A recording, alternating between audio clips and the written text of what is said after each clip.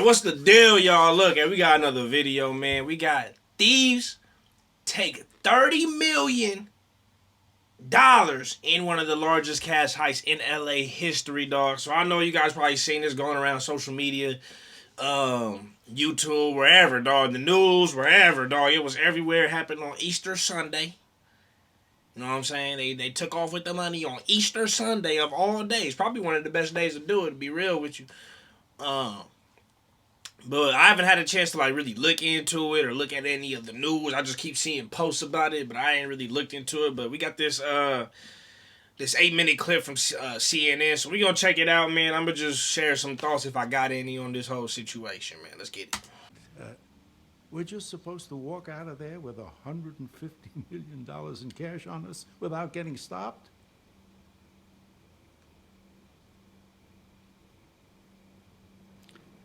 Yeah. Sounds. Hey, facts, bro. They really pull some Ocean's 11 type shit. Inside Man with the Denzel Washington movie. What other ones? The Town. Shit. I mean, there's a whole bunch of movies, but I love movies like that where dudes pull off the crazy heists and shit. Like, that's my favorite type of movies because I'm trying to figure out how I can do that too, though.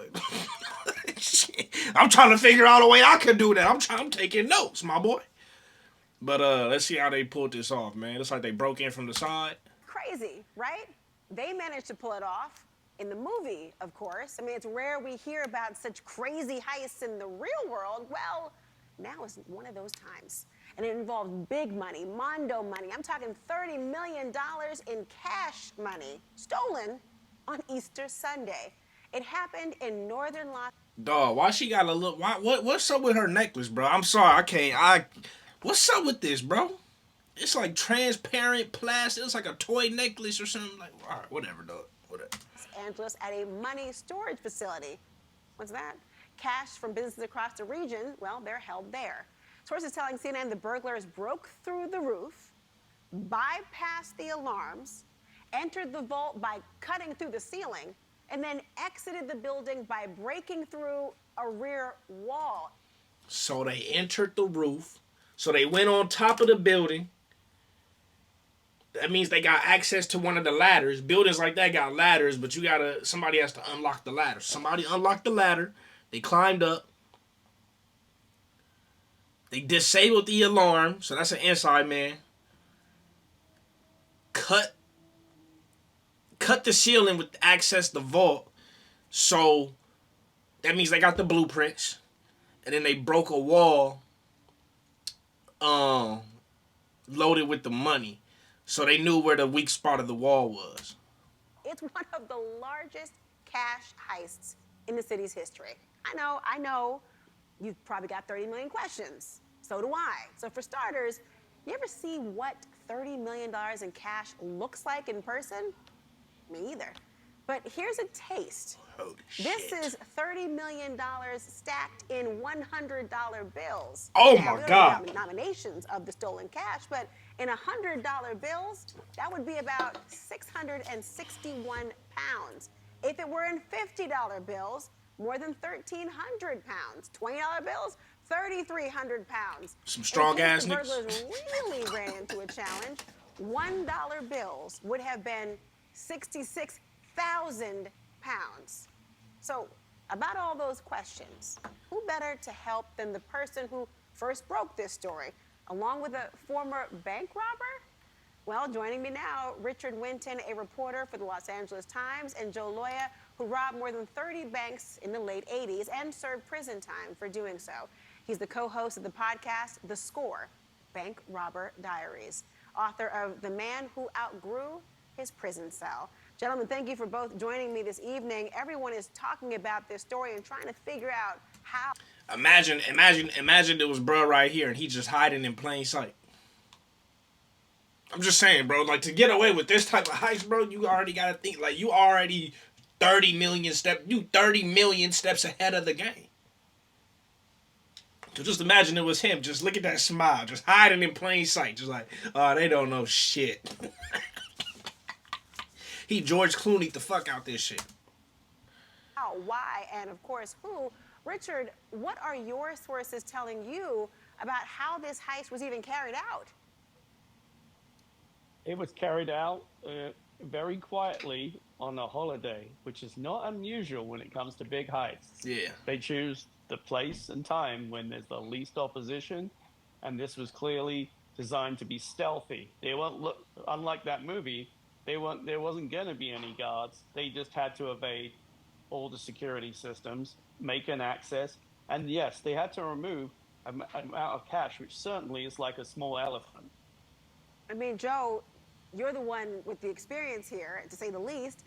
I'm wondering, from your perspective, when I describe what is entailed, seemingly, how much planning would go into something like this? Well, the crime is dictated by the inside of the place. So if the place says you have to be here to avoid these to avoid these cameras, and then maybe you have to push this code here and wait for this to happen, how you have to maneuver through there is your plan. And I believe it's an inside plan. So I believe that everybody who was involved in robbing it already understood that they understood what they had to do, where they had to be, what cameras to avoid. So I don't think that's the challenging part, planning. Yeah, 1,000% the inside. I mean, anybody. The fact that they avoided the alarm tells you it was an inside job, right? It's one thing you could cut a bolt or figure out, get a big ass. There's ways you can figure out how to get to the rooftop, but to avoid the alarms, you need an inside man to do that, and also to know exactly which ceiling is on top of the vault. That's another inside job. Somebody has blueprints and somebody has control over the alarm system. That's two. That's at least two guys on the inside, and then the other guys could just be other guys, or they could be inside men as well. Who knows? The actual robbery. It's all the other things that go into it. It's the disguises, it's the weapons, it's the getaway stuff, and I believe that there's been another robbery that in 1997 where some guys robbed another money storage facility.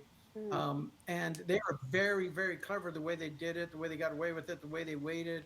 But they were also dumb. And that's the thing about bank robbers. We are very brazen, impulsive, and we can do things that, like I robbed 30 banks. It was a very successful, like short, brief bank robbery career. But I was impulsive and I was dumb and I just pushed too far. And I feel like that's what's going to happen here. These people are going to get caught because even though they're very sophisticated here, they're going to fall, they're going to stumble, and eventually they'll get caught. And we'll find out exactly what kind of inside job it was.